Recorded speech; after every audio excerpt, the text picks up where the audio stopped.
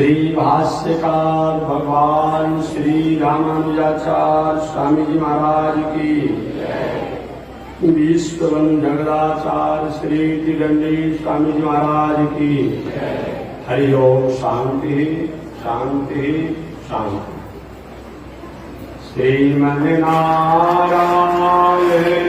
लक्ष्मी नारायण श्रीमन्नारायण लक्ष्मी श्रीमन्नारायण नारायण नारायण श्रीमन्नारायण नारायण श्रीमन्नारायण भगवतारायण श्रीमन्नारायण भगवतारायण लक्ष्मी नारायण नारायण नारायण लक्ष्मी नारायण नारायण श्रीमन्नारायण जगन्नारायण श्रीमन्नारायण जगन्नारायण लक्ष्मी नारायण नारायण नारायण लक्ष्मी नारायण नारायण श्रीमन्नारायण नारायण नारायण श्रीमन्नारायण नारायण नारायण। बोलिए श्री लक्ष्मी नारायण भगवान की। अनंताचार्य कृपया वेदांत द्वय पारगम रामकृष्णांग सर्वभक्तम विश्वक्सेन मुनिं भजे। कासायम यज्ञशूत्रम शुचिव कुशि तथा चोर्धपुण्ड्रम च भाल। यस्यास्ते दक्षहस्ते कलिकुमति गिरीन्द्रेन्द्र वज्रम त्रिदण्डं संसाराग्नि प्रशान्त्यै वितजलममला दारुपात्रं पवित्रं श्रीविश्वक्सेन सूर्य पदकमलयुग श्रेयसे संश्रयामि। लक्ष्मीनाथसमारम्भां नाथयामुनिमध्यमाम् अस्मदाचार्यपर्यन्तां वन्दे गुरो परम्पराम्। नारायणाय विद्महे वासुदेवाय धीमहि तन्नो विष्णु प्रचोदयात्। महालक्ष्म्यै च विद्महे विष्णुपत्न्यै च धीमहि तन्नो लक्ष्मी प्रचोदयात्। तन्नो लक्ष्मी प्रचोदयात्। परमाराध्य श्री लक्ष्मी नारायण भगवान नित्य वंदनीय पूज्य गुरुदेव श्री त्रिदंडी स्वामी जी महाराज के जुगल चरणों में कोटिशः नमन। भगवत भागवत आचार्य कैंकर्य पारायण महानुभाव महर्षि वेदव्यास जी श्रीमद् भागवत महापुराण महाग्रंथ की रचना करते समय श्रीमद् भागवत महापुराण में सबसे पहले मंगलाचरण किए। मंगलाचरण इसीलिए किए कि हम जो ग्रंथ लिखने जा रहे हैं यह ग्रंथ वर्तमान भूत भविष्य तीनों काल में सुनने वाले का मंगल करें। हम लिख रहे हैं यह अनिर्विघ्न पूरा हो, इस भावना से भी उत्प्रोत होकर के मंगलाचरण किए। लिखने के बाद जो पढ़ने वाले हैं उनका भी मंगल हो और सुनने वाले जो है उनका भी मंगल हो, समस्त प्राणियों का मंगल हो, समस्त सृष्टि का मंगल हो। इस मंगल की भावना से भावित होकर के महर्षि वेदव्यास जी ने मंगलाचरण में व्यास महाराज ने कहा कि मैं उनको प्रणाम करता हूं, उनको मैं वंदन करता हूं, उनकी मैं शरणागति करता हूं, उनकी मैं प्रपत्ति करता हूं, उन सत्य को मैं ध्यान करता हूं, उन सत्य को मैं चिंतन करता हूं, उन सत्य को अपने जीवन में मैं स्थापित करता हूं, जिससे या जो या जिनसे, जो या जिससे या जिन से जन्माद्यस्य जितो न्यादितरतस् सार्थे स्वभिज्ञ स्वरा तेने ब्रह्म हृदय आदि कवये मुह्यन्ति यत् सूरय तेजो वारि मृदाम यथा विनिमयो यत्र तिसर्गो वृषा धाम्ना स्वेन सदा निरस्तकुहकम् सत्यम परम धीमहि। विद्वानों ने इसके ऊपर बहुत बड़ी व्याख्या किया है। संक्षिप्त हम जाने, जन्माद्यस्य, जन्माद्यस्य का मतलब जन्म आदि, जन्म आदि। तो जन्म आदि का मतलब जिनसे या जिससे या जो पूरी दुनिया के जन्म, पालन, संहार और मोक्ष, इन चारों के जो हेतु हैं, जो कारण हैं, उनके बिना इस दुनिया में किसी का कुछ नहीं होता है। जो पूरे समस्त प्राणियों के, समस्त सृष्टि के जन्म के कारण हैं, पालन के कारण हैं, संहार के कारण हैं और मोक्ष के कारण हैं। आपने सुना होगा कथा, जिस समय सृष्टि के प्रारंभ में ब्रह्मा जी जब प्रकट हुए भगवान के नाभि कमल से, तो ब्रह्मा जी को आज्ञा हो गया कि सृष्टि करिए। अब ब्रह्मा जी सृष्टि करने का प्रयास तो किए कि सृष्टि कैसे किया जाए। बहुत दिनों का प्रयास किए ब्रह्मा जी, सृष्टि करने का ज्ञान नहीं हो पाया। तब आदेश हुआ कि हमको ध्यान करके आप तप कीजिए, तब आपको सृष्टि करने का ज्ञान होगा। तो जिन ब्रह्मा जी को बिना भगवान के ध्यान चिंतन किए जन्म आने सृष्टि करने का ज्ञान नहीं रहा, पालन भी ब्रह्मा जी करते हैं लेकिन भगवान की आज्ञा से करते हैं, और संहार भी भगवान की ही आदेशानुसार होता है, और मोक्ष भी भगवान की ही आदेशानुसार होता है। तो जो या जिनके इशारे पर या जिनके द्वारा या जिनसे या जो पूरे दुनिया के जन्म, पालन, संहार और मोक्ष का कारण है, उनको व्यास जी कहते मैं प्रणाम करता हूं। जन्माद्यस्य जतो न्वयादितरतस् सार्थे स्वभिज्ञ स्वराट् तेने ब्रह्म हृदय आदि कवये मुह्यन्ति यत् सूरयः तेजो वारिमृदां यथा विनिमयो यत्र त्रिसर्गो मृषाम् धाम्ना स्वेन सदा निरस्तकुहकम् सत्यम परम धीमहि। मैं उन परमात्मा को प्रणाम करता हूँ, सत्ता को प्रणाम करता हूँ, शक्ति को प्रणाम करता हूँ, जिनसे संपूर्ण संसार, संपूर्ण सृष्टि का उत्पत्ति, पालन, संहार और मोक्ष होता है। तथा जो सभी पदार्थों में जतो न्यादि तरतस् सार्थे सुविज्ञ स्वराट्, जो सभी पदार्थों में, सभी वस्तुओं में रहते हुए भी उससे अलग है।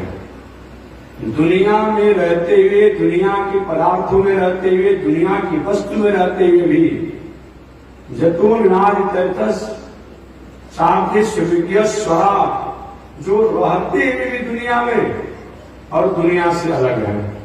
ऐसा होता है क्या कि दुनिया में रहते हैं, वस्तु में रहते हैं, पदार्थ में रहते हैं, लेकिन पदार्थ और वस्तु में रहने के बाद भी उससे अलग रहते हैं। जैसे हमारे आप के भीतर भी वह आत्मा है, वह परमात्मा है। इस शरीर में रहता है, लेकिन शरीर में रहने के बाद भी शरीर से अलग है। संसार के लोग चाहते हैं कि शरीर को भी रखे रहें, लेकिन वो अपने काल समय के अनुसार से आत्मा निकल जाता है, प्राण निकल जाता है। जो इस दुनिया में रहने के बाद भी इस दुनिया से अलग है, अर्थात पृथक है, जो सब अपने को प्रकाश से प्रकाशित होते हैं, उनको कोई प्रकाशित नहीं करता है। सबकर परम प्रकाशक एहू, जो सारे दुनिया के प्रकाश के कारण हैं, या तो जो सारे दुनिया के प्रकाश के एक ही हैं, वो जो सारे दुनिया को प्रकाश करते हैं, वो जब प्रकाश करना चाहते हैं तो हम प्रकाशित होते हैं, और जब वो प्रकाश नहीं करना चाहते हैं तो हमारे पास कुछ नहीं रहता है। तो जन्माद्यस्य जितो ज्ञानतर्तस सार्थिस्य विज्ञस्वरा तेरे ब्रह्म हृदय आदि कवे, जो ब्रह्मा जी के हृदय में प्रारंभ में, जो ब्रह्मा जी के हृदय में वेद का उपदेश देकर के और सृष्टि के विस्तार का ज्ञान दिया कराया, इतना ही नहीं, आदि कवि, हालांकि ब्रह्मा जी को आदि कवि भी कहा गया है, ब्रह्मा जी को भी, और आदि कवि वाल्मीकि जी का भी नाम है। वाल्मीकि जी को भी कहीं कहीं आदि कवि कहा गया है। तो जो तेरे ब्रह्म हृदय आदि कवि मुह्यंति यद सूर्य, जो ब्रह्मा इत्यादि अपने को आदि कवि के रूप में जाने जाते हैं। ये ब्रह्मा भी जो जिनके ज्ञान से अपने को ज्ञानी मानते हैं, कभी कभी उन परमात्मा से अलग होने के कारण ज्ञान होने पर भी मुह्यंति यद सूर्य, वे मोहित होकर के और संभ्रमित हो जाते हैं, आप भ्रमित होकर के उन परमात्मा की परीक्षा लेने लगते हैं। ऐसे उनकी माया है, जो अपनी माया द्वारा अपनी माया के कारण अपने लोगों को मोहित कर देते हैं। बड़े बड़े विद्वान लोग मोहित हो जाते हैं, बड़े बड़े ज्ञानी लोग मोहित हो जाते हैं। मुह्यंति यत् सूर्य, बड़े बड़े देवता लोग मोहित हो जाते हैं। तेजो वारी मिलान तथा विनिमयो यत्र सर्वो मृषा, और सूर्य में जो रश्मि है, सूर्य में जो तेज है, प्रकाश है, अंधकार एवं जल में, और जल में जो रस है, या कभी कभी जल में थल और थल में जल का जो हमें भ्रम होता है, या दुनिया में असत वस्तुओं में सत्य का भ्रम और सत्य वस्तुओं में असत का जो भ्रम होता है, जिनकी अपना ज्ञान को अगर खींचने के कारण या अपने प्रकाश को नहीं देने के कारण हो जाता है, जो सारा दुनिया उनको अंधकार में ही प्रतीत होती है। ऐसे धामना श्रेण सदा निरस्त कुहकम सत्यम परम धीमहि, लेकिन जो अगर प्रकाश दे देता है तो जहां दुनिया में कुछ भी नहीं है वहां भी प्रकाश को हम प्राप्त कर लेते हैं, ज्ञान को प्राप्त कर लेते हैं। ऐसे सत्य स्वरूप में होकर के, सत्य सतायाम स्वरूप में होकर के, शक्ति स्वरूप में होकर के, ज्ञान स्वरूप में होकर के, प्रकाश स्वरूप में होकर के, आनंद स्वरूप में होकर के, जो पूरी दुनिया को सभी प्रकार से कल्याण करते हैं, मंगल करते हैं, तेजोमय करते हैं, आनंदमय करते हैं, प्रकाशमय करते हैं, उन सत्य स्वरूप परमात्मा को मैं प्रणाम करता हूं।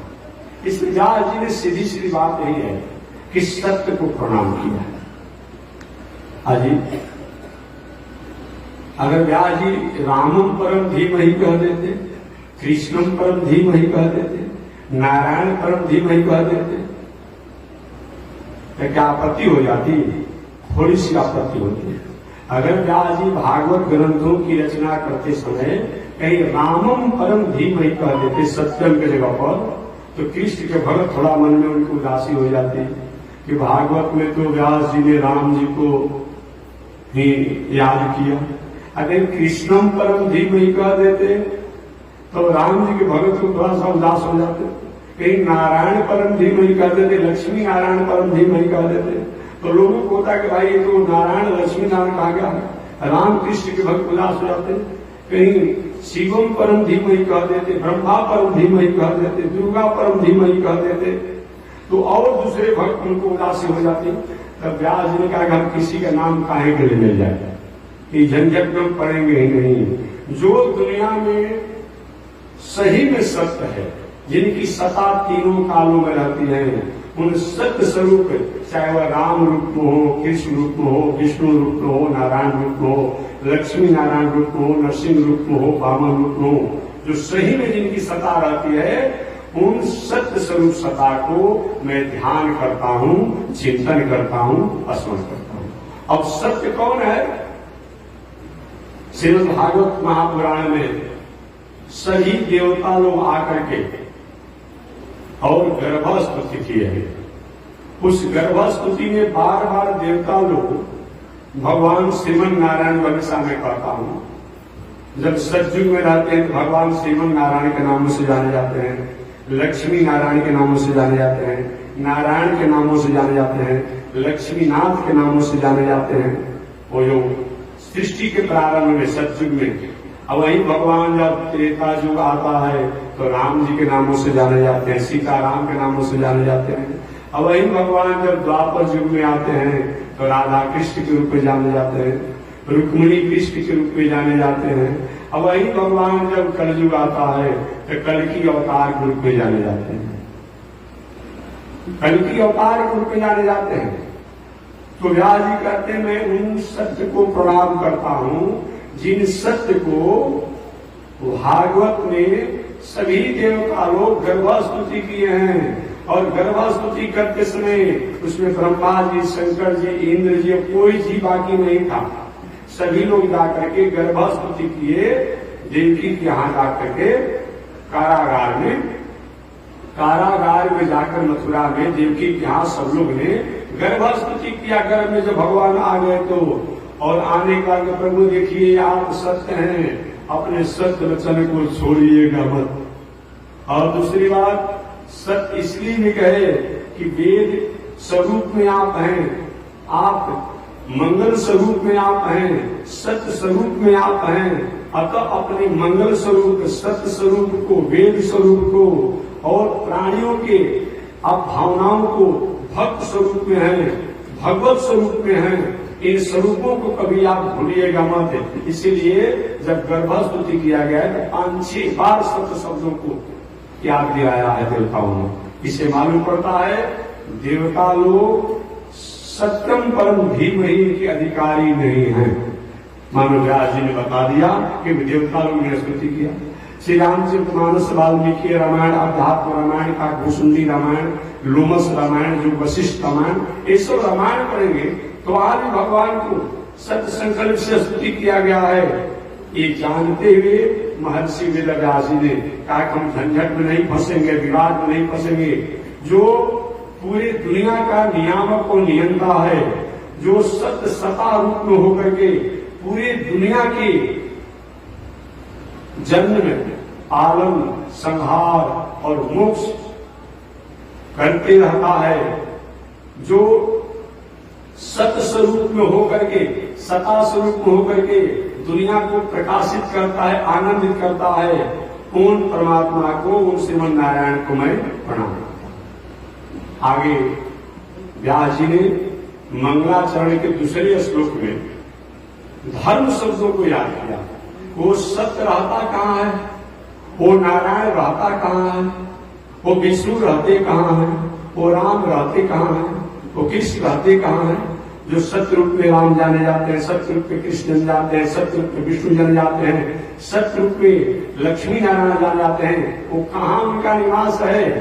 निवास तो उनका अनंत है, लेकिन ऐसे निवास अनंत होने के बाद जो धर्म के रूप में, साक्षात धर्म के स्वरूप के रूप में रह करके और जगत के प्राणियों का उद्धार करते हैं। इसलिए महर्षि वेदव्यास जी ने दूसरा मंगलाचरण में धर्म को याद किया। धर्मं प्रोजित करितवोत्र परमो निर्मत्सराणां सताम् वेदं वास्तव मंत्र वस्तु शिवदम् आपत्रयोन्मूलनम् श्रीमद्भागवते महामुनिकृते किं वा परैरीश्वर सद्यो हृद्यवरुधेतेऽत्र कृतभिः सूत्रोऽक्षरात्। धर्म प्रोहित, देखिए श्रीमद् भागवत महापुराण, श्रीमद् भागवत महापुराण के प्रारंभ करते समय महर्षि वेदव्यास जी ने धर्म शब्द का प्रयोग किया है, और श्रीमद् भागवत महापुराण के मध्य में भी धर्म शब्द का प्रयोग किया गया है, और श्रीमद् भागवत महापुराण के अंत में भी धर्म शब्द का प्रयोग किया गया है। इससे मालूम पड़ता है कि हमारे जीवन में प्रारंभ में भी धर्म होना चाहिए। हमारा जीवन एक प्रारंभ और मध्य और अंत, ये तीनों धर्म से ही जुड़ा है। अगर धर्म न हो तो जीवन की कोई पहचान नहीं, प्रकृति की कोई पहचान नहीं, प्राणी की कोई पहचान नहीं। आज धर्म कहते किसे हैं? धर्म कहते किसे हैं? बात हम लोग धर्म शब्द की बात करते हैं, धर्म कहते किसे हैं? व्यवहारिक और सहज एक अर्थ करें, नेचुरलिटी, नेचुरलिटी को धर्म कहा जाता है। नेचुरल गुण को धर्म कहा जाता है। बस यही जानिएगा, नेचुरल गुण क्या होता है? नेचुरल गुण किसे कहा जाता है? करेला कड़वा होता है, उसका ये नेचुरल गुण है। करेला में खटाई या नमक और भून करके और उसको ताल करके जो बना दिया जाता है तो उसका कड़ापन, जो कड़वापन जो है कुछ कम हो जाता है, तो कृत्रिम उसका गुण हो गया। मिर्चा में नेचुरल गुण होता है तीता, लेकिन जब मिर्चा का मीठा अचार बनाना होता है तो उसको गुड़ इत्यादि डाल करके मीठा बना दिया जाता है। इमली का नेचुरल गुण होता है खट्टा, लेकिन जब उसमें मीठा उठा डाल जाता है तो उसका स्वभाव कुछ बदल जाता है। नेचुरल गुण का मतलब जो वहां का स्वाभाविक उसका गुण हो, तो इसी को धर्म कहा जाता है। जिसमें भी जो स्वाभाविक गुण होता है वह क्या है, उसके लिए धर्म बताया गया है। स्वाभाविक गुण किसे कहा गया है? स्वाभाविक गुण है क्या चीज? तो स्वाभाविक गुण के बारे में कहते हैं कि जिसके द्वारा, जिस धर्म के द्वारा हम अपने जीवन में सत्य पर चलने के प्रेरित होते हैं। लेकिन किसी की हिंसा धर्म नहीं है, बात समझिएगा। क्या चीज? किसी की हिंसा धर्म नहीं है। अगर हिंसा धर्म होता तो 365 दिन आज 7 मिनट वो हिंसा करता। एक हिंसक व्यक्ति भी हिंसा करते करते करते करते अंत में मन में उसे ख्याल जाते हैं। इससे मालूम पड़ता है कि हिंसा धर्म नहीं है। हिंसा धर्म नहीं है। एक बहुत बड़ा हिंसा की दुनिया में रहने वाला व्यक्ति भी हिंसा जो उसका धर्म नहीं है इससे मन उड़ जाता है। और भी कोई व्यक्ति कामना में रहता है, और कामना हमारा नेचुरल धर्म नहीं है। अरे कामना हो तो रात दिन उस कामना भावना में ही रहते हैं। और क्रोध भी हमारा नेचुरल धर्म नहीं है। अगर क्रोध सही नेचुरल होता तो 24 घंटा 365 दिन 7 मिनट हम गालियां देते हैं, क्रोधे में रहते हैं। ये नहीं, किसी कारण से होता है। ये हमारा स्वाभाविक नहीं है। लेकिन शांत रहना हमारा स्वाभाविक धर्म है, शांत रहना स्वाभाविक धर्म है। इसीलिए जो हमारा नेचुरल धर्म का है वह है धर्म। धर्म का मतलब क्या होता है? धर्म के 10 वो लक्षण है जो पहले मैं बता चुका हूं। लक्षण क्या होता है? लक्ष्यते, प्रभासते, ज्ञायते, जायते इति लक्षण।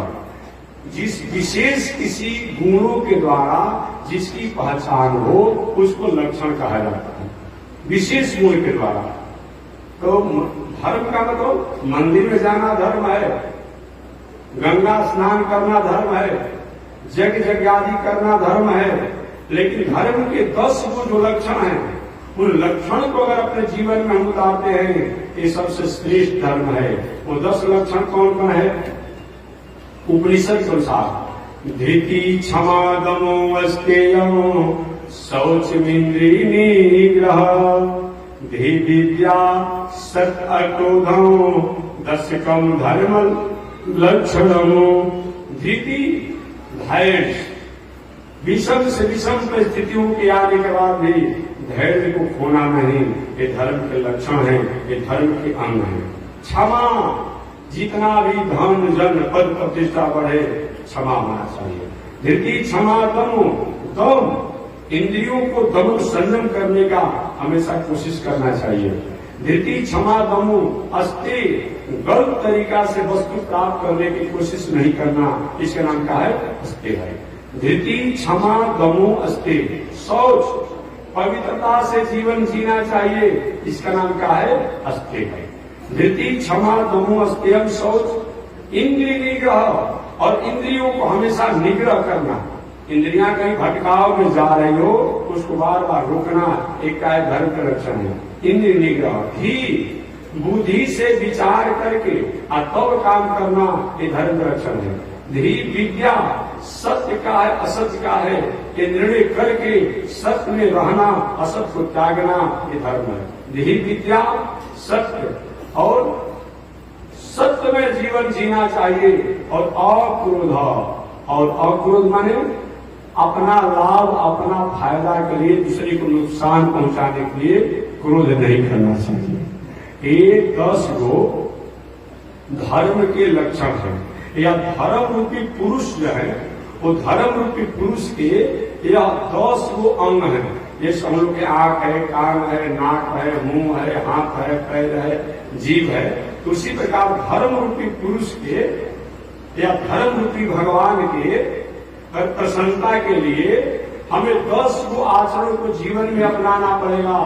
सबसे तो धृति, धैर्य, दूसरा क्षमा, धृति, क्षमा, तीसरा दमन, इंद्रिय दमन, धृति, क्षमा, दमो, चौथा अस्ते, गलत तरीका संपत्ति संग्रह नहीं करना, धृति, क्षमा, दमो, अस्तेयम, शौच, पवित्रता से जीवन जीना चाहिए, इंद्रिय निग्रह होना चाहिए, बुद्धि से विचार कर काम करना चाहिए, विद्या ऐसा हो जो सत्य असत का निर्णय करने वाली हो, धीर विद्या, सत्य में जीवन जीना चाहिए, और अकारण क्रोध नहीं करना चाहिए। ये धर्म के 10 वो धर्म रूपी पुरुष के ये 10 अंग हैं। दशरथ जी महाराज ने एक धर्म के अंग की रक्षा करने के लिए 9 गो धर्म के अंगों को उन्होंने कत्लेआम कर दिया। धर्म के 10 को जो अंग बताए गए हैं उसमें से एक क्या है? सत्य। तो सत्य को कोई सत्य भाई सत्य जैसा हो तब तो कोई हमें धर्म में डाल करके और कहीं सत्य हमसे कहवा कर कुछ गलती काम कराता कि भाई आपने कह दिया है, हम भाई अपनी बातों को वापस ले लेंगे। सत्य हो, लेकिन सत्य द्वारा समाज का, राष्ट्र का, संस्कृति का, वेद का उससे क्या फायदा हो रहा है, क्या नुकसान हो रहा है, इस पर विचार करके सत्य वचन होना चाहिए। कई ने यही बात में कहा तुम्हारा रघुकुल रीत सदा चली जाई, प्राण जाई पर वचन लगाई। दशरथ जी महाराज इस सत्य को समझ नहीं पाए। अच्छा ये बताइए, कोई चौका पर कोई बात कहा जाए और कोई चौकी पर मंच पर कहा जाए तो दोनों में वरीयता किसी की रहेगी? कोई समाज के सामने कोई बात कहा जाए और कोई कोठरी में किसी से कोई बात कहा जाए, किसका सबसे अधिक महत्व रहेगा? सबसे अधिक महत्व रहेगा जो समाज के सामने जो कहा गया। अगर सही में दशरथ जी महाराज अपने मंत्रियों से, आचार्यों से सलाह लिए होते तो शायद ऐसा भ्रम नहीं होता। दशरथ जी ने पहले घोषणा कर चुके हैं कि राम को कल अगले दिन युवराज बनाना है, राजा बनाना है, सबको बता दिए, मंत्रियों से लेकर के सबको बता दिए। वो सत्य का पालन नहीं होना चाहिए। और जो कैकेयी के भवन में जाकर के उन्होंने कहा कि ठीक है, मैं तुम्हारे वचन को मैं मानूंगा, और कैकेयी ने वचन मनवा कर राम जी को वनवास की बात किया कि कहाँ माने की बात है, पूछना तो चाह रहा था। दशरथ जी को देवी जी जब सत्य की बात हो तुम कहे कि रघुकुल रीत सदा चली जाए, अब प्राण जाए पर वचन न जाए, तो वो सत्य जो कहे है समाज के सामने उसका क्या होगा। लेकिन कैकेयी की भावना में इतने पह गए दशरथ जी महाराज कि सत्य रूप की पुरुष की रक्षा नहीं कर पाए, बल्कि सत्य का एक अंग जो है, बल्कि धर्म का एक अंग जो है सत्य, और उसकी रक्षा करने के लिए पूरे शरीर को समाप्त कर दिए। अरे हमारा हाथ है, पैर है, नाक है, आंख है, कान है, सब कुछ है। अगर कहीं एक हाथ को कट जाने से पूरा शरीर की रक्षा हो जा रही है, तो क्या पूरे शरीर को समाप्त करना अच्छा है कि हाथ को कटवाना अच्छा है? अच्छा नहीं होगा कि हाथ कट जाए, गुड़ कट जाए, बचे तो रहेंगे। तो धर्म के 10 जो अंग हैं, वो 10 अंग में एक सत्य का दुहाई देकर कैकेयी ने अगर दशरथ जी महाराज को बांधना चाहा तो कहना चाहते कि नहीं, पहले मैं जो सत्य कहा हूं, जो वचन दिया हूं, उसको पहले मैं पूरा करूंगा और बाद में तुम्हारे पर विचार करूंगा। ऐसा दशरथ जी ने नहीं किया, जो दशरथ जी के लिए कष्ट का कारण हुआ। इसलिए धर्म के 10 जो लक्षण हैं और धर्म के 8 जो खंभे हैं, धर्म के 8 जो खंभे हैं, कौन कौन? यज्ञ, अध्ययन, दान, तप, धीति, क्षमा, संतोष, अलोक। ये धर्म के 8 खंभे हैं। जैसे पंडाल जो है ये लकड़ी के खंभा पर, बम्बू पर या लकड़ी के खंभा पर टिका हुआ है ये पंडाल, इसके नीचे हम बैठे हैं। तो धर्म नाम का सेतु जो है या धर्म नाम का छत जो है वो भी 8 खंभा पर टिका हुआ है। वो 8 खंभा कौन कौन है? सबसे प्रथम है यज्ञ, यज्ञ में जीवन होना चाहिए। दूसरा क्या है? अध्ययन, इज्जा अध्ययन, अध्ययन में जीवन होना चाहिए, इज्जा अध्ययन। दानानी, और तीसरा है दान। धर्म का तीसरा खंभा क्या है? दान है। और चौथा तप है, पांचवा धृति है, छठवां क्षमा है, सातवां संतोष है और 8वां अलोभ है। ये 8 खंभा पर ये धर्म टिका हुआ है। तो जो व्यक्ति अपने को धार्मिक मानता है उनको इस 8 खंभों का सहारा लेकर के और उपनिषद के 10 लक्षण का सहारा लेकर के अगर धर्म करता है तो वो धर्म कहलाएगा। मनमाने ढंग से कोई कुछ करे वो धर्म नहीं कहलाएगा। कि कोई भी हम काम करते वो धर्म हो जाएगा। जब शास्त्र धीमुत्सृज्य वर्तते काम कारक, जो शास्त्र की विधि को त्याग करके अगर कोई काम करता है उससे सीधी शांति और राष्ट्र जगत का कल्याण भी होता है।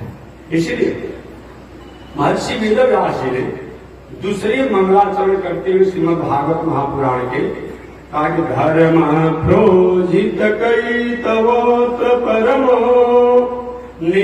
निर्मत्सराणाम सता वेदम वास्तवत्र सस्तु शिवदम आपतयोन्मूलनम। कहते कि मैं उनको प्रणाम करता हूं जो सत्य स्वरूप में रह करके पूरे दुनिया का जन्म पालन संहार और मोक्ष करते हैं, जो ब्रह्मा के हृदय में ज्ञान प्रकाश के रूप में प्रकाशित करते हैं, जिनकी सत्ता नहीं रहने पर ये दुनिया के लोग उसको असत घोषित कर देते हैं, जो बड़े बड़े विद्वान जिनको कथन करने में कभी कभी भ्रम में पड़ जाते हैं, वह कहीं दूसरा नहीं है, वह धर्म स्वरूप में है, वह धर्म के द्वारा जाना जाते हैं, वह धर्म के द्वारा पहचाने जाते हैं। वह धर्म प्रोजित कई तो वो तो परमो। वह महर्षि वेदव्यास कहते हैं कि मैं जो कुछ भी इस भागवत में इस ग्रंथ में वर्णन कर रहा हूँ, लिख रहा हूँ, ये क्या है? ये धर्म से अलग नहीं है। यह धर्म धर्म का वर्णन ही है, और वह धर्म भी अलग नहीं है, वह परमात्मा के स्वरूप से अलग नहीं है, वह भगवत तत्वों से अलग नहीं है, वह भागवत तत्वों से अलग नहीं है। जिनके जानने से, जिस धर्म को जानने से भक्त लोग सहजता से उस ब्रह्म तत्वों को पहचान लेते हैं। जिन धर्म को जानने के कारण सहजता से भक्त लोग उस ब्रह्म को पहचान लेते हैं, जो उस धर्म को जानने से शास्त्रों के प्रयोजन को लोग समझ जाते हैं। और जब तक से धर्म को नहीं जाना जाता है, तब तक से शास्त्रों के प्रयोजन और उद्देश्य को नहीं समझा जाता है। जिस धर्म की व्याख्या भागवत में करके और ब्रह्मा से लेकर के शंकर जी से लेकर के देवताओं से लेकर के जोगियों से लेकर के कवियों से लेकर के सबको जो प्रेरणा देकर के धर्म के द्वारा सतपथ पर चलने का, सतपथ पर लोगों को प्रेरित करने का, जिससे प्रेरणा प्राप्त होता है, ऐसे धर्म तत्वों को हमारे महर्षि वेदव्यास जी ने दूसरे मंगलाचरण में वंदन किया। इस प्रकार केवल प्रारंभे में धर्म नहीं, मैंने पहले बताया, उपसंहार करते समय भागवत का भी महर्षि वेदव्यास जी ने धर्म शब्दों को से ही उपसंहार भागवत का किया। नमो धर्माय महते नमः कृष्णाय वेदसे ब्राह्मणेभ्यो नमस्कृत्य धर्मान वक्षे सनातनम्। कहते हैं कि श्रीमद् भागवत महापुराण के 12वें स्कंद के 12वें अध्याय के प्रथम श्लोक है, नमो धर्माय महते नमः कृष्णाय वेदसे। मैं उन महिमा और स्वरूप और मर्यादा और वैभव से संपन्न धर्म को प्रणाम करता हूँ। वह धर्म दूसरा कोई नहीं है, वह धर्म साक्षात कृष्ण है। उन कृष्ण को मैं प्रणाम करता हूँ, और वह कृष्ण कहीं अलग नहीं है। वह कृष्ण धर्म के द्वारा जिनको सनातन स्वरूप में जाना जाता है, जिनको वेद स्वरूप में जाना जाता है, जिनको ब्रह्म के स्वरूप में जाना जाता है, उनको मैं प्रणाम करता हूँ, उनको मैं स्मरण करता हूँ। तो श्रीमद् भागवत महापुराण के प्रथम मंगलाचरण में विश्व की उत्पत्ति, पालन, संहार, मोक्ष, ब्रह्मा के भी जो ज्ञान देने वाले, देवताओं को ज्ञान देने वाले, सृष्टि के आधार अधेय के नियामक नियंता को प्रणाम किया गया है। दूसरे मंगलाचरण में धर्म तत्वों द्वारा, उन धर्म के द्वारा उन परमात्मा को, ब्रह्म को जानने का प्रेरणा प्राप्त हुआ है। और तीसरे श्लोक में जो ग्रंथ व्यास जी लिखने जा रहे हैं, ये क्या है, कैसे है, इसकी व्याख्या किया गया है। आज कोई वस्तु होता है, उसका प्रसार दिखता है कि इतना मजबूत है, अमुक है, अमुक है, अमुक है। तो व्यास जी कहते हैं कि मैं जिसको लिखने जा रहा हूं, ये क्या है, निगम कल्पतरोर्गलितं फलम् सुखमुखादमृतदर्व संयुतम् पिबत भागवतम् रसमालयम् मुहुरहो रसिका भुवि भावुका। निगम कल्पतरोर्गलितं फलम्, एक गाजी कहते हैं कि मैं इसी तरह से कोई उपन्यास नहीं लिख रहा हूं, ऐसे कोई उपन्यास में नहीं लिख रहा हूं कि मन में आया टाइम पास करके उपन्यास में लिख दिया। मैं जो लिख रहा हूं श्रीमद् भागवत महापुराण को, ये क्या है, निगम कल्पतरोर्गलितं फलम्। निगम वेद को कहा जाता है, निगम वेद को कहा जाता है, आगम पंचरात्र को कहा जाता है। वे कहते हैं कि मैं जो लिख रहा हूं, निगम कल्पतरोर्गलितं फलम्, एक वेद रूपी कल्प वृक्ष का पका हुआ फल है। निगम माने वेद रूपी, निगम कल्प तरो गलितम फल। तो वेद रूपी कल्प तरु माने वृक्ष का, गलितम फलम, गलितम माने सड़ा हुआ नहीं, पका हुआ, सुपक्व, सुपरिपक्व एक फल है। और यह है क्या, अब होता है कि महाराज जी जो फल है अब पक्का हुआ है, इसमें दोष आने की संभावना हो सकती है, लेकिन नहीं, परिपक्व है, और फल सुखमुखाद, एक फल एक अपने से पकता है, एक दवा केमिकल द्वारा पकाया जाता है, और एक फल जो होता है कभी सूख जो है, सूखा जो है उसमें स्पर्श कर दिया तो उस फल का स्वाद बढ़ जाता है। ये जो मैं भागवत रूपी ग्रंथ लिखने जा रहा हूं, एक तो वेद का एक स्वरूप है, वेद से ही निकला हुआ है फल, और उसमें भी इसमें सुखदेव जी जैसे लोगों का ठोर स्पर्श हो गया है, इसका स्वाद और बढ़ गया है। पिबत भागवतम रसमालयम, तुम्हारा तो इसमें छिलका भी होगा, गुठली भी होगा, नहीं नहीं, ये क्या है? रसमालयम, ये रस कालय है। रस कालय माने फ्रूटी, एक फ्रूटी है, फ्रूटी में कई छिलका होता है, एक गुठली होती है, एक पूजा होता है। ये भागवत रूपी जो है एक फल, ये क्या है? एक फ्रूटी है, ये रस ही रस है, रसमालयम। इसमें न छिलका है, न गुठली है, न रेसे है, ये रिफाइंड करके है। और इसकी एक और विशेषता है, किसी को इच्छा हो कि हम पूछ में कहीं आम खाएं, पका हुआ तो मिलेगा जल्दी, हो सकता है दक्षिण भारत में कहीं मिल जाए, लेकिन हर जगह नहीं मिलेगा, नहीं मिलेगा। और किसी की इच्छा कहीं आम का स्वाद लेना है तो 6 महीना साल भर तक भी अपना दुकान पर अच्छे से दुकानों में फ्रूटी रखा हुआ है, मैंगो फ्रूटी, अमुक फ्रूटी, अमुक फ्रूटी। अब क्या करेंगे आप? जाएंगे बाजार से लेंगे, उसमें ऐसा कुछ केमिकल डाला हुआ है, कुछ द्रव्य डाला हुआ है कि 2-2 वर्षों तक वो खराब होने की बात नहीं है। तो सुखदेव जी ने ये भागवत रूपी ये फल में जो अपना चोंच रूपी द्रव्य को डाल दिया, स्पर्श कर दिया है, और तो इसमें गुण ही गुण है, स्वाद ही स्वाद है, इसमें कहीं कोई दोष की कोई स्थिति नहीं है। वही कहते हैं कि इसमें तीसरे श्लोकों में भागवत की महिमा और भागवत की गरिमा उन्होंने बताया।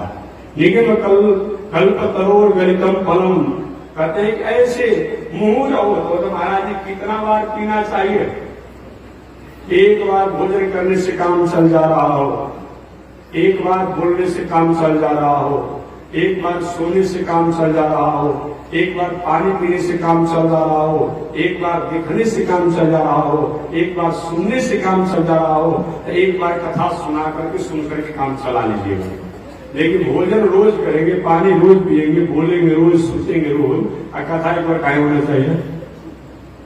इसीलिए कहते हैं पिबत भागवतम रसमालयम मुहुरहो रसिका भूमि भावुका।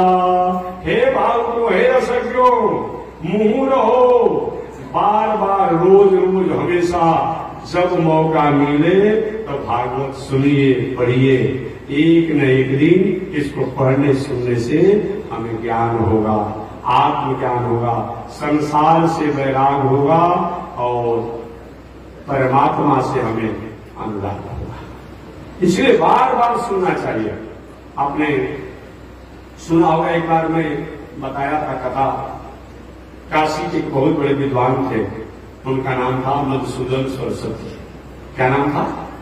मधुसूदन सरस्वती जी थे। तो अपने योग साधना द्वारा ही अपने जीवन को आनंदित करने वाले थे मधुसूदन सरस्वती जी। एक बार कुछ संतों ने कहा, महाराज चलिए ना वृंदावन में, वृंदावन चलिए, वहां कृष्ण की लीला भूमि है, ब्रज गोकुल इत्यादि मोड़ घूमेंगे, फिरेंगे, रहेंगे। मधुसूदन सरस्वती के हमको वृंदावन नहीं जाना। नहीं जाना क्यों? अरे वृंदावन क्या जाना, मैं अपने आत्मा राम अपने हृदय में हूं, परमात्मा को, कृष्ण को, राम को यदि हासिल करते रहता, वृंदावन में जाकर क्या करेंगे? मैंने तो सुना है वो ग्वालिया और कृष्ण जो है बहुत नटखट स्वभाव का है, गोपियों को परेशान कर देता, हैरान कर देता, उनका माखन भी खाता और उन्हीं को बुलाना द्वारा अपनी माता द्वारा डांट भी सुनाता। वहां जाएंगे कहीं सुबह सुबह जग करके कहीं माखन मिश्री मांगने लगेगा, कहीं कुछ करेगा, कहीं उधम मचाएगा, हमारी साधना बिगड़ जाएगी, मैं नहीं जाऊंगा। संतों ने कहा देखिए जिस गली में लीला की है वहां नहीं जाना, कि वृंदावन चलिए। अब महात्मा लोग लगातार कहते रहे। एक दिन मन कहता है, मन जब संत लोग रोज रोज बात नहीं है तो चलो ना वृंदावन घूमने, जो पैदल जाइए नहीं करेंगे काशी छोड़ करके, लेकिन रोज रोज बार बार जब कहने लगे, एक दिन मधुसूदन सरस्वती जी के चलिए अब चलेंगे वृंदावन, एक उस गली में नहीं जाना है जिस गली में उसने लीला किया है और चंचलता की। मन कहता अपने चलिए तब तो बाद में पता चलेगा। वही मधुसूदन सरस्वती जी वृंदावन में गए। अब वृंदावन में जब गए फिर मन सुनो आ गए हैं कि कहीं मैं जाऊंगा नहीं, मन करा एक बार घूम ही लेंगे तो क्या होगा, चलिए। और जीव ही उस लीला गलियों में गए जहाँ भगवान श्री कृष्ण लीला किया था। और मधुसूदन सरस्वती जी जो अपने हृदय में इन ब्रह्म को चिंतन करते, निधासन करते, मधुसूदन सरस्वती द्वारा अचानक ये शब्द निकल पड़ा, बंसी विभूषित करार नवनील लावा। ये मधुसूदन सरस्वती जी का वाक्य है, शब्द है।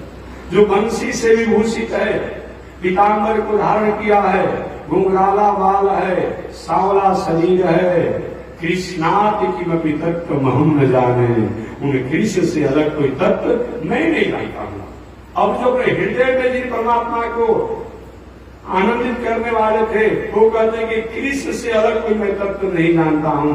इसलिए बार बार सुनने से एक न एक दिन हमारा दिल, हमारा दिमाग, हमारा मन बुद्धि उस जाकर के बैठता है।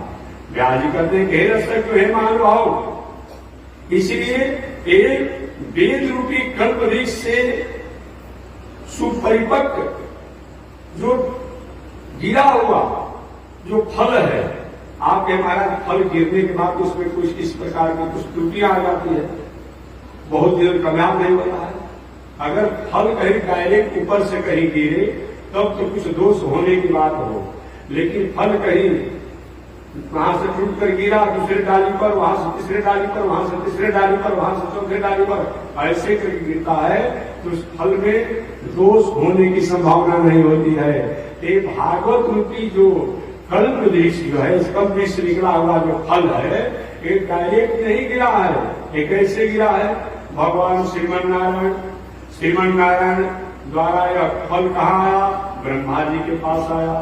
ब्रह्मा जी ने अपने बड़े बेटा सनक सनंदन सनातन सनत कुमार को सुनाया। सनक सनंदन सनत कुमार ने अपने छोटे भाई नारद जी को सुनाया। नारद जी ने इस कथा को महर्षि वेदव्यास जी को सुनाया और वेदव्यास जी ने अपने पुत्र सुखदेव को सुनाया। इस प्रकार ये जो डाली प्रणाली होते गया है, अतः इसमें फटने की और फूटने की संभावना नहीं है। इस प्रकार हमारे व्यास जी ने श्रीमद् भागवत महापुराण के प्रथम स्कंद के प्रथम अध्याय के द्वारा और 3 मंगलाचरण किए। प्रथम मंगलाचरण में भगवान की वैभव और सत्ता का वर्णन किए, जिनके द्वारा पूरे दुनिया का जन्म पालन संहार और मोक्ष करते हैं, उन परमात्मा का वर्णन किए। दूसरे मंगलाचरण में व्यास जी ने कहा कि वो ब्रह्म अलग कहीं नहीं रहते हैं, वो धर्म के द्वारा ही पहचाने जाते हैं, जाने जाते हैं। और तीसरे मंगलाचरण में व्यास जी ने कहा कि वो भागवत जो है वो धर्म जो है दूसरा नहीं है, वो वेद रूपी कल्प वृक्ष से जो परिपक्व जो है जो भागवत, वही सही में मानव के कल्याण के लिए है। ये भागवत की महिमा और भागवत के गुणों को हमें वर्णन किया। इस प्रकार मानव जीवन में हमें जब तक हमारे जीवन में 4 लक्षण नहीं आते हैं, श्रद्धा, विश्वास, समर्पण और प्रेम, ये 4 से हम जुड़ जाते हैं तो वस्तु के प्रति हमारा स्थिति होता है। तद्विधि कृपातेन परिकृष्णेन सेवया। ये बताया किसी चीज को जानने के लिए सबसे पहले तो उसके विषय में जानना, आगे विषय में जान करके उसके प्रति अगर जानिए लिया जाए, दवा के आप गुण को जान लीजिए। गुलाब जामुन पुआ मलपुआ के गुण जाने के मीठा लगता है और नहीं खाएंगे स्वाद मिलेगा, तो जानना भी और जान के उसको पान भी करना। आप पान भी करिए और कहीं संयम नहीं रहता तभी काम नहीं करेगा, संयम भी होना चाहिए। तो हमें श्रद्धा, विश्वास, समर्पण और प्रेम, ये 4 चीज हमारे जीवन में होना चाहिए। श्रद्धा का मतलब क्या होता है? आज की श्रद्धा की बात नहीं कि जहां गए उधर जाना है, चिड़िया बनाओ चढ़ा दी के मारे बहुत श्रद्धा है। नहीं, श्रद्धा शब्द का होता है सत आदा। सत आदा, सत धनास धनदा से श्रद्धा बनता है। जो सत्य है उसको अच्छी प्रकार से दान में उसको त्याग करना, ये उसको उपयोग करना, ये क्या है? श्रद्धा है। जो सत्य और शाश्वत है, श्रद्धा शब्द से श्राद्ध भी बनता है। श्रद्धा शब्द से श्राद्ध भी बनता है। इसे पितरों को हम क्या करते हैं? भावना से श्राद्ध में उनको अर्पण करते हैं। तो जो सत्य चीज है उसको अच्छी प्रकार से दान करना, त्याग करना, ये क्या श्रद्धा है? तो श्रद्धा होना, विश्वास, जो विश्वास का पात्र हो उसी पर विश्वास करना। ऐसा विश्वास मत करिए विश्वास से आपको सीता जी विश्वास के पात्र सन्यासी जी नहीं थे, हम उन पर विश्वास कर गए, परिणाम क्या हुआ आप जानते हैं। सीता जी को सुख वाटिका में रख करके बहुत कष्ट सहना पड़ा। हनुमान जी का कि गुरु महाराज आए, कहे कि मैं आपको चेला बनाना चाहता हूं, मैं आपको सत्संग सुनाना चाहता हूं। हनुमान जी महाराज, मैंने आपसे सत्संग सुनने की प्रार्थना ही नहीं किया और आप उनको सत्संग सुना रहे हैं। ठीक है, सत्संग सुनना भी चाहिए, कहीं सत्संग सुनने से पहले हमारा चेला बन जाओ। हनुमान जी वाली बात है, हम आपको गुरु बनाना ही नहीं चाहते हैं और हमको आप अपना चेला बनाना चाहते हैं। तो हनुमान जी समझ गए कि कुछ न कुछ खोट है। और जमीन जब कहे कि जाओ पहले स्नान करके आओ, स्नान करने गए हनुमान जी, वहां पर एक ज्ञान प्राप्त हुआ उनके द्वारा, ये कोई गुरु नहीं, ये तो काल नमीन है। हनुमान जी के ठीक है, हमारा तो दक्षिणा पहले दीजिए। तो विश्वास का जो पात्र हो उसी पर विश्वास करना है। ऐसे विश्वास करने पर धोखा हो जाएगा। सीता जी जो विश्वास का पात्र नहीं था, विश्वास की धोखा हो गया। अब हनुमान जी के सामने आए, विश्वास पहले पात्र समझ कर तब काम किए, इसलिए आगे का मार्ग प्रशस्त हुआ। केवल भावना में नहीं बहेंगे, हम भावना में बहेंगे, लेकिन वेद शास्त्र इतिहास पुराण से आज साधारण अगर सोना चांदी बाजार में खरीदने आप जाते हैं तो उसका लक्षण देखते हैं, क्या देखते हैं, तब देखते हैं। ऐसे किसी पर विश्वास कर जाएंगे नहीं, ये नहीं होना। और ऐसा करेंगे तो धोखा हो जाएगा। तो श्रद्धा भी होना चाहिए, विश्वास भी होना चाहिए, विवेकपूर्ण और समर्पण। विश्वास के साथ साथ समर्पण भी होना चाहिए, लेकिन ऐसा समर्पण नहीं जो ऐसा आज का चल रहा। गांव गांव में कुछ ऐसे लोग घूम रहे हैं, तो इधर कम होगा। कभी कभी क्या किया हो, क्या भैया आप सोना लाइए, एक भर सोना लाएंगे, आपको 1.5 भर बना देंगे, 2 भर बना देंगे। तो पहले तो 1-2 भर बनाया, क्या सब जितना है उतना ले आइए, क्या बस दुगना हो जाएगा। और लोग जो इतना सोना चांदी घर में आता है कि जो ले आए और सब लेकर भाग गए। तो समर्पण होना चाहिए, लेकिन समर्पण हमारा एक उसके लिए एक विचार करके समर्पण होना चाहिए। हर जगह समर्पण नहीं होना। शरणागति अगर कमजोर आदमी के पास होते हैं, समर्पण और हर जगह हो जाते हैं, तो हमारे मतलब नहीं है। सुग्रीव जी शरणागत हुए, समर्पित हुए भगवान श्री राम के पास। विभीषण जी समर्पण हुए, समर्पित हुए भगवान श्री राम के पास, कल्याण हो गया। लंकेश रावण समर्पण हुआ किसके पास? निकुंभिला के पास। किसके पास? लंकिनी के पास। किसके पास? और उसके जो मंत्री थे, परिणाम क्या हुआ?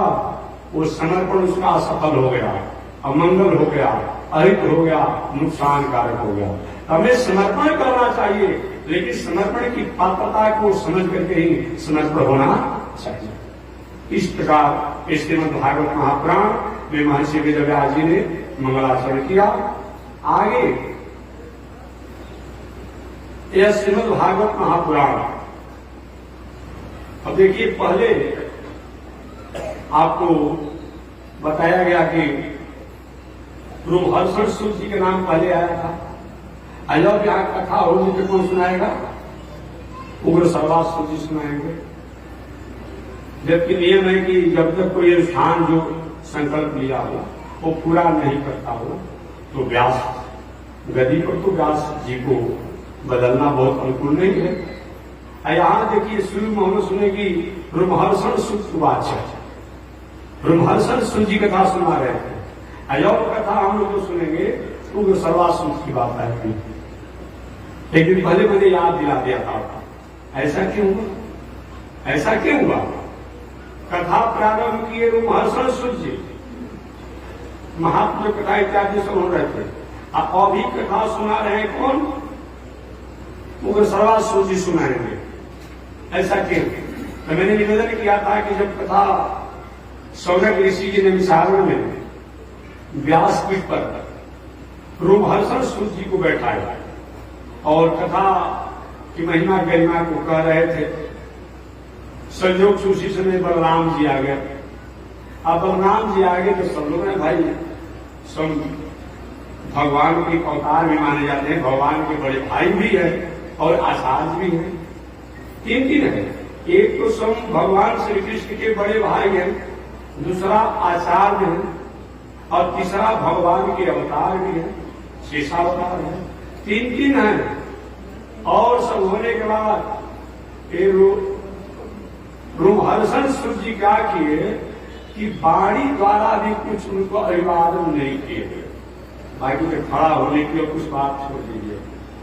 बलराम ने हद हो गया भाई, सारे संत महात्मा ऋषि उनको पहचान रहे हैं, अरे वाणी से अभिवादन नहीं किया, ये तो व्यास से निपटने का अधिकारी नहीं है। अरे भाई आप जीएल स्वामी की तैयारी कर रहे हैं कि जीएल स्वामी आएंगे, चतुर्मास करेंगे, जब होगा इत्यादि होगा, सारा पंडाल से लेके लाइट से लेके माइक से लेके जमीन व्यक्साला सब कुछ आजा गाजा बाजा पोस्टर बैनर सब कार्य करेंगे। और जीएल स्वामी आए तो जीएल स्वामी को कुछ भी मत कर। अब क्या मतलब होता है पंडाल का लाइट माइक का आज का, जिसके नाम पर जिसको जग कराना है उसको कुछ भी मत करिए, यही हाल है। जो कथा का स्वरूप भगवान होते हैं, जो कथा का स्वरूप आचार्य होते हैं, तो कथा स्वरूप आचार्य स्वयं हमारे शेष जी है, आचार्य है और भगवान के भाई है, भगवान है। जिन भगवान की प्रसन्नता के लिए, भगवान के प्रेम के लिए, भगवान की प्राप्ति के लिए कथा होती है और वही भगवान समाकर खड़े हैं और उनका सत्कार समान दास गति से नहीं हो रहा। बलराम के नहीं, ये व्यास गति का अधिकारी नहीं है। तो बलराम ने कहा किया, अरे भाई घोड़े में कोई अवकार किसी प्रकार के पौधा कुछ निकल जाते हैं, उनका कोई औचित्य नहीं समझकर कबाड़ पर फेंक नहीं दिया जाता है। कोई घर मकान आपने बनाया है, मकान में कहीं जगह जगह पर बार बार हर जगह कहीं आ गया हो तो अपने सामने घर बदलवाते नहीं है, हटाते नहीं है, बनाने नहीं, ये आचार्य की गरिमा समझने वाला नहीं, ये भागवत की गरिमा समझने वाला नहीं, ये भगवान की गरिमा समझ नहीं, अतः व्यास गद्दी पर बैठने का अधिकारी नहीं है। तो बलराम ने क्या किया, एक चक्कर और लिस्ट आदमी है भला भगवान का एक प्रहार साधेंगे, वो यहीं पर रोमहर्षण सुत जी गिर गए, मर व्यास कृष्ण सारे संत महात्मा ऋषि देवता लोग चुप रख गए। बलराम जी के आवेश को थोड़ा लिखना पड़ा तो और किसको डांटने लगेगी। कुछ देर में थोड़ा सा शांत हुए तो हे भगवान, हे प्रभु, आपकी महिमा को हम सब जानते हैं, देश में प्रार्थना किया, मैं आपको प्रणाम करता हूं। लेकिन हम लोग का क्या होगा, हम लोग ने संकल्प लिया था कि जब तक ये कथा पूरा नहीं कर देंगे तब तक ये आयु चिर दीर्घायु बने रहेंगे। अब पीछे में आपने मार्ग को घुमा दिया, अब हमारा कथा का क्या होगा, हम क्या करें, हमारा छात्र बुरा भाग गया। बलराम जी के ऋषि हो, एक मर्यादा से विहीन होकर कथा सुना रहे थे, इसीलिए इनको ऐसा हुआ, इसीलिए इनको हुआ। अरे भाई माता पिता गुरु इत्यादि। एक और उदाहरण ले लें कि मानिए कोई राष्ट्राध्यक्ष को कहीं प्रोग्राम आना हो, बात किसी राष्ट्राध्यक्ष का प्रोग्राम हो और सारी तैयारी पूरी जनता से लेकर सरकारी कर्मचारी से की हो और राष्ट्राध्यक्ष जी के आने पर कुछ भी मत करे, वो अधिकारी आके मानो रहेंगे कि सबको बर्खास्त कर दिया जाएगा, बर्खास्त कर दिया जाएगा ना। जिनकी तैयारी में ये सब कुछ किए हैं, उनके आने पर कोई बैठाने को नहीं पूछ रहा है, बोल नहीं रहा है, तो क्या होगा? बहुत बड़ा दमना हो जाएगी। वही हुआ। बलराम जी कहे कि ये अधिकारी नहीं जैसे होगा, लेकिन आप लोग कहेंगे कि मैं जिया पीऊंगा, ये ना कर दूंगा, मेरे पास संजीवनी विद्या है। लोगों ने प्रभु देखिए देख हम नहीं आपको आज्ञा देंगे, लेकिन आप उचित जो समझ लीजिए। तब ऋषि ने कहा कि अगर आप दूसरा उपाय बताइए क्या करना चाहिए। कि महाराज कभी के पुत्र जो है वो भी इन्हीं के समान उद्भट विद्वान है, तो उन्हीं को व्यास गद्दी पर बैठा दीजिए, यही हम लोग की आज्ञा है। तो वही रोमहर्षण सूत जी के पुत्र जो है उग्र सर्वा सूत जी को व्यास गद्दी को पुनः बैठा दिया गया। बगानी को हम क्या करें? ऋषि ने कहा कि हो सकता है पुनः कुछ घटना घट जाए कि प्रभु आप जिस तीर्थ यात्रा में थे उस तीर्थ यात्रा में आगे बढ़ जाइए। वही बलराम जी तीर्थ यात्रा करने के लिए आगे निकल गए। इसीलिए कहीं आप कथा पढ़ेंगे तो थोड़ा सा कुछ नहीं जानने के चलते लोग को भ्रम हो जाता है। भाई वहां पर रोमहर्षण सूत जी की कथा है और अभी कथा प्रारंभ हुआ है, आपको सर्वा सूत की बात आ गई, इसीलिए मैंने बता दिया। चलिए मैं अपनी बातों को निवेदन करता हूं। इस प्रकार श्रीमद् भागवत महापुराण को महर्षि वेदव्यास जी ने 3 श्लोक से संपन्न कर मंगलाचरण किया और मंगलाचरण करने के बाद व्यास गद्दी पर बैठे हुए जो रोमहर्षण सूत जी के पुत्र हैं, जिनका नाम है उग्र सर्वा सूत जी। यह उग्र सर्वा सूत जी गोमती के तट पर स्थित नैमिषारण्य में हजारों वर्षों तक चलने वाले धर्म संसद में व्यास गद्दी को स्वीकार करके और सौरक ऋषि जो 88,000 संत महात्माओं को अगुवाई कर रहे हैं, उन लोग के पूछने पर तुम्हारा ऐसा कौन उपाय है जो भगवान श्रीमन नारायण को, जो भगवान राम को, जो भगवान कृष्ण को, हमेशा मैं कहूंगा कहीं राम कृष्ण वामन नरसिंह या जो भी आए श्रीमन आए, एक और राम माने खाली राम मत समझ लीजिएगा, कृष्ण माने खाली कृष्ण मत समझ लीजिएगा, नारायण माने नारायण मत समझिएगा। आजकल के कुछ महात्मा लोग ऐसा ऐसा विवाद का बात कर दे रहा है, मत पूछिए। अब कितना वो राम का भगत है समझे में नहीं आ पाता। राम का भक्त जो होगा कृष्ण का विरोध करेगा और कृष्ण का भगत होगा नारायण का विरोध करेगा, तो भक्त कैसे कहलाता है? तो मैं कभी के पूछता हूं, महान भाव से ऐसा टीका टिप्पणी करता है कि ये कहता है कि राम ही को कहता है, तो रामचरित मानस में ही मानसकार ने कह दिया कि राम जी से मुक्ति नहीं, राम जी से मुक्ति नहीं, मुक्ति होगा दूसरे से। किससे होगा? बारी मथे घृत हो हिमरो, पढ़े कभी आप लोग, बारी मथे घृत हो हिमरो, सिकता ते बरुते, बिन हरि भजन भवतरि हो, यह सिद्धांत लपे। और बताइए ना, सफा राम जी को मानस कर हटा दिया, कहा कि दुनिया में रहने वाले लोग अगर इस संसार से तरना चाहते हो, उभरना चाहते हो, मुक्त चाहते हो, तो बिना हरि के भजन का कल्याण नहीं होगा। और वो राम के भाव में समाज को जो मतवाला और उत्तरापन, जो उन्माद प्रकट करने वाले महानुभाव हैं, अब इसका और तो क्या करेंगे? उन महानुभावों से पूछिए वो क्या करेंगे? क्या तो हरि शब्द आ गया है, अब यकीन करेंगे तो हरि का मतलब राम होता है। जब हरि का मतलब राम होता है तो राम का मतलब हरि नहीं होगा, राम का मतलब नारायण नहीं होगा, राम का मतलब कृष्ण नहीं होगा, राम का मतलब वामन नहीं होगा, राम का मतलब नरसिंह नहीं होगा, राम का मतलब विष्णु नहीं होगा। इसीलिए ऐसा शब्द न बोला जाए। एक वाद होता है, एक विवाद होता है, एक वितंडावाद होता है। तो वितंडावादी क्या करता है? जो बात कहता है उसी की बातों से उसकी बात खंडन हो जाती है। ऐसा बात नहीं किया जाए। इसीलिए हमारे यहाँ एस नारायण श्रीमान श्रीरामनिकेतना नाग पर्यंक मुसृज्य यादतो मथुरामपुरे वही भगवान श्रीमन नारायण, वही लक्ष्मी नारायण, वही लक्ष्मीनाथ, वही रंगनाथ, जो त्रेता युग में राम बन करके आते हैं, द्वापर युग में कृष्ण बन करके आते हैं, और कल युग में कल की अवतार होते हैं, वही है। इसीलिए श्री सौनक जी ने, जो 88,000 ऋषियों की अगुवाई करने वाले हैं, कहते हैं कि हे रोमहर्षण सूत जी के पुत्र उग्र सर्वासुत जी, मैं आपसे जानना चाहता हूं, जो भगवान श्रीमन नारायण को प्रसन्न और प्राप्त करने के लिए अनेक साधना बताए गए हैं, जो यज्ञ, तप इत्यादि, तीर्थ, व्रत, बहुत कुछ बताया गया है। लाखों लाखों करोड़ों करोड़ों जीवन में साधन करने को बताए गए हैं, जबकि हर मनुष्य के लिए संभव नहीं है। अल्पस्य काल बहवस्य विघ्ना अनेको मुनिर्यस। अल्प काल है, बहुत से दिन है, अनेकों मुनियों के अनेक प्रमाण हैं। ऐसे स्थिति में अपना विधि कार्य है।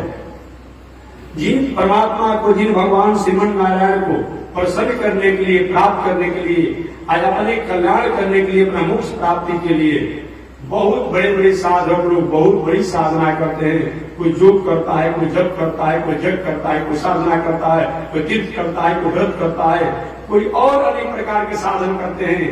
क्या उन परमात्मा को सहज और सरल रूप में, समान रूप में प्रसन्न करने का, प्राप्ति का क्या उपाय है? उन भगवान को कैसे प्रसन्न किया जा सकता है?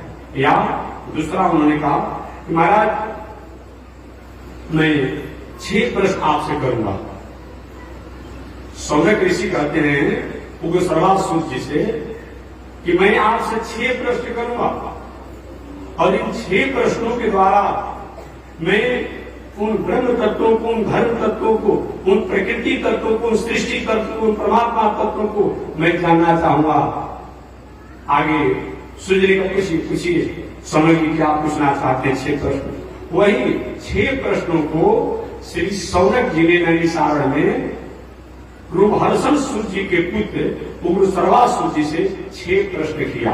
यही 6 प्रश्न का उत्तर जो है पूरा श्रीमद् भागवत महापुराण है। वो 6 प्रश्न का है। तो सबसे प्रथम प्रश्न श्री सौनक ऋषि ने उग्र सर्वासुत जी से किया कि मानव को भगवान की प्राप्ति के लिए क्या करना चाहिए।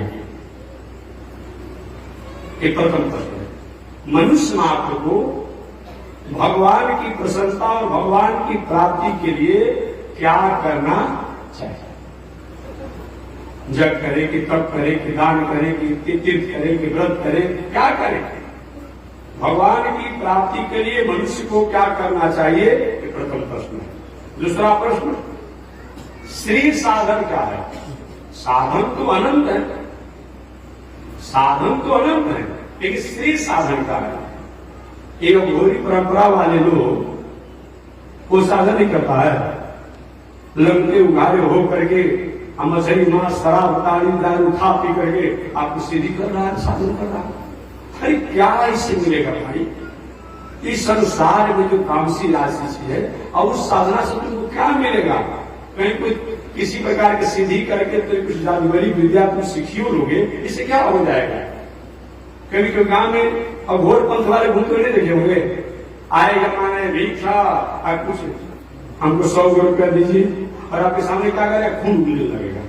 तो देखिए नहीं देखे हैं। और बताए भाई हो गए क्या करेगा, कुछ दे देते हैं। और बताइए क्या मतलब होता है, क्या होता है? हम भी एक बार ऐसे लोग के चक्कर में फंस गए थे। इसीलिए हमसे कोई कहता है कि महाराज तंत्र मंत्र जादू विद्या ये साथ है कि झूठ है, देखो हम तो उस प्रैक्टिकल में देखे हैं, तो मैं नहीं कह सकता हूं कि झूठा है। ठीक है, दोनों में काम होता है, विद्या है। जिस विद्या के द्वारा हेलीकॉप्टर को उड़ाया जा सकता है, ट्रेन को चलाया जा सकता है, पनडुब्बी जहाज को चलाया जा सकता है, रॉकेट को चंद्रमा को कहां कहां पहुंचाया जा सकता है, और वो विद्या यदि अगर कौन आश्चर्य की बात है। तो मैं अपनी एक दिनचर्या बता दूं, उस समय स्टूडेंट लाइफ में था, माने संत महात्मा धर्म के प्रति हमारी निष्ठा थी, लेकिन मैं स्टूडेंट लाइफ में था। तो कॉलेज में पढ़ रहा था, प्रयागराज में महाकुंभ लगा हुआ था, तो उस समय हमारे पूज्य गुरुदेव जो सिर के नदी स्वामी जी महाराज के जग देखने के लिए, जो पुराने लोग होंगे हमारे स्वामी जी महाराज के जग में देखने के लिए बहुत से लोग बहुत प्रयास करके जाते थे, पुरानिया लोग जो होंगे समझते होंगे। अब स्वामी जी महाराज के जग देखने के लिए कुंभ अवसर पर हम लोग प्रयागराज पहुंचे। तो जैसे भाई स्टूडेंट का जैसा पोशाक होता है, वेशभूषा होता है, पहले जैसे होता है, तो रास्ते से घूम रहा था, अचानक एक महात्मा था, वो गए बच्चा सुन, तो उसमें नहीं थे, हमें संत महात्मा चले गए कि क्या आपको तुम चाय नहीं पिलाओगे? भाई महात्मा आगे कहिए दिए क्या करना है? तो हमने कहा कहाँ इनको चाय पिलाने जाएंगे। हमने 5 का नोट निकाला, क्योंकि महात्मा जी इसमें से 1 रुपया वो चाय देता, तब तो दूसरा का हो गया होगा। हमने इसमें से 1 रुपया आप काट लीजिए और 4 रुपया हर लौटा। सीधी सीधी बात मैंने कहा। तो 5 के नोट, तो उसने कहा पकड़े रहिए अपने हाथ में। हम सोच रहे दूसरे मिनट के बाद हमसे रुपया लेंगे और हम अपने ही हाथ में नोट रखे हैं 5 का। अब 5 मिनट बाद कहते दीजिए, तो दीजिए तो हाथ में नोटे नहीं, उसको मैं दिया नहीं कि उसने कुछ कर दिया। हमारे हाथ में नोट और हमारे हाथ में से गायब हो गया, और उसके बदला में रुद्राज का गोली हो गई, रुद्राज का गोली आ गया, कहा ले जाइए पहनिएगा। हम तो समझ गए कि वो तो मजाक करने वाला है, ये तो जादूगर करने वाला है, तो मैंने उसे फेंक दिया गया जो हम टाइम पढ़ने।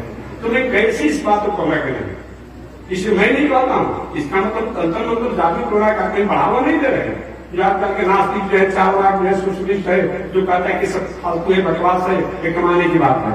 नहीं, ये बात नहीं करता हूँ, लेकिन कोई ऐसा दर्शन नहीं है जो इसको नहीं मानता है। बौद्ध दर्शन मानता ही है, जैन दर्शन मानता ही है, इस्लाम दर्शन मानता ही है, ईसाई दर्शन मानता ही है। कौन नहीं मानता है?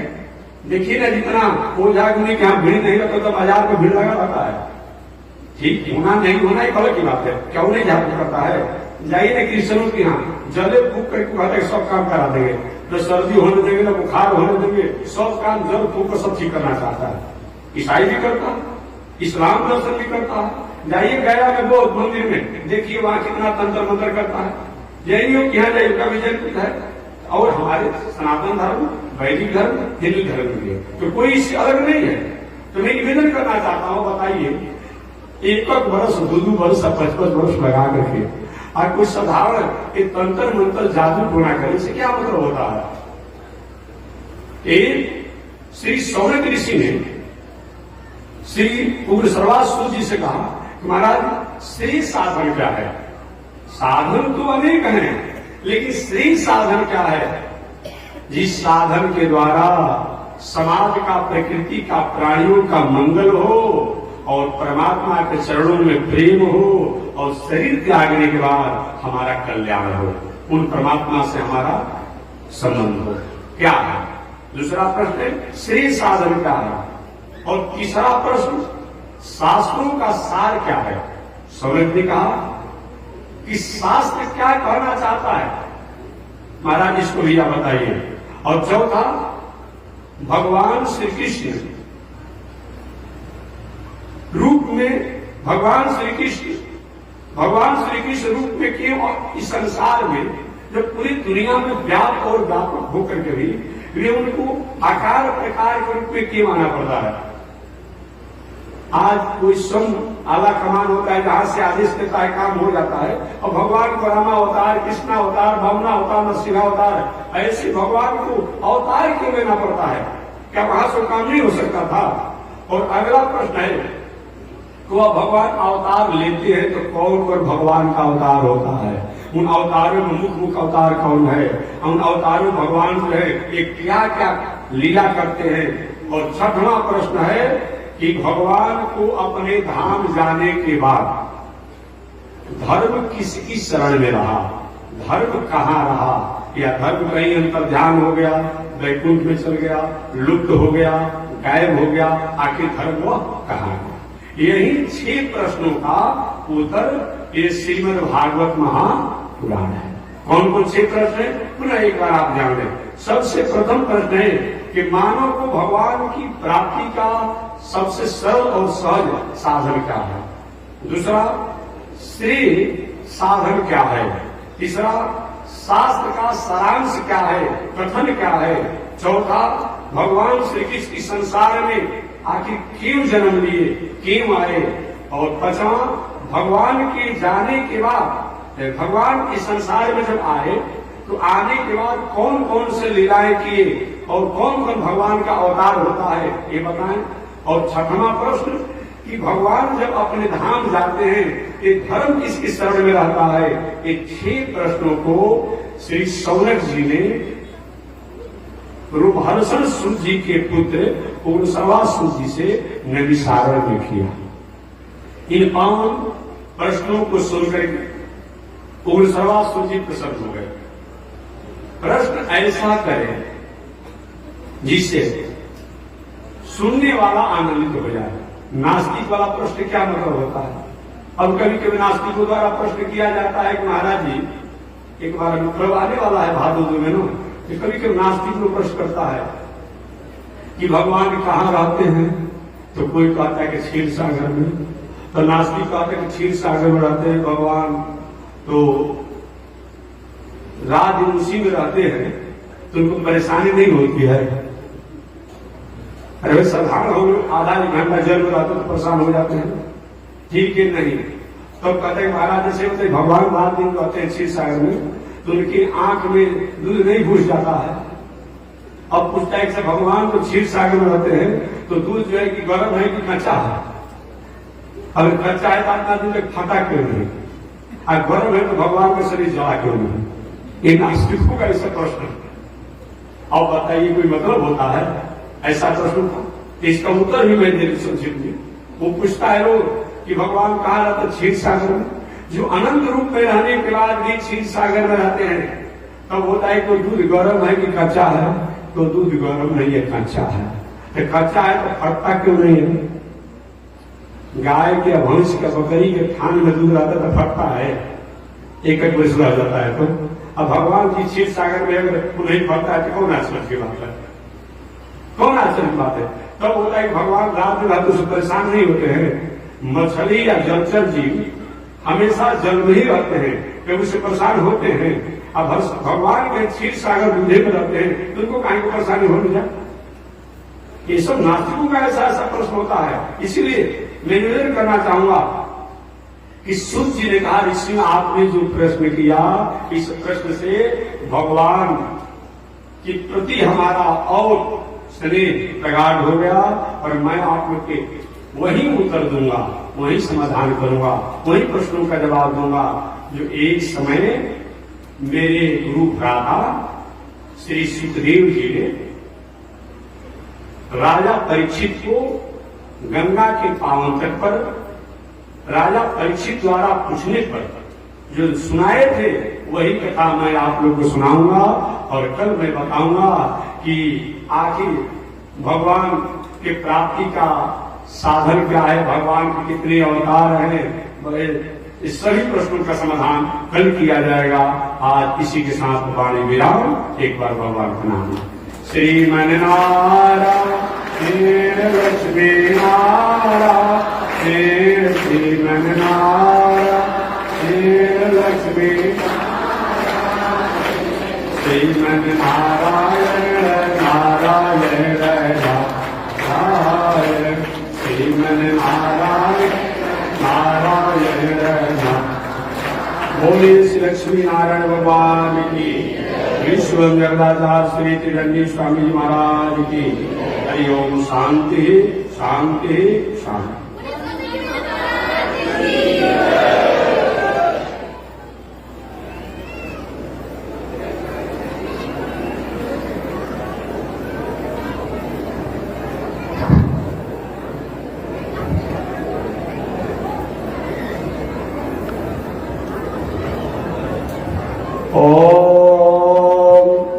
चंद्रमा मनसो जातः चक्षो सूरजो अजायत श्रोत्राद्वायुष प्राण समुखाग्निरजायत श्रीश्वते लक्ष्मी शपथन्यावहोरात्रे पार्श्वे नक्षत्राणि रूपमस्मिनवजातम् विश्वनिघाणामो मयि घाण सर्वलोकं मयि घाण कासायं यज्ञसूत्रम् शुचिवपुषि तथा चोर्ध्वपुण्ड्रं सवाल यस्यास्ते दक्षस्ते कलिकुमतिगिरीन्द्रेन्द्रवज्रं त्रिदण्डं संसाराग्निप्रशान्तै मृतजलममलं दारुपात्रं पवित्रं श्रीविश्वक्सेनसूर्य पदकमलयुगं श्रेयसे संश्रयामि।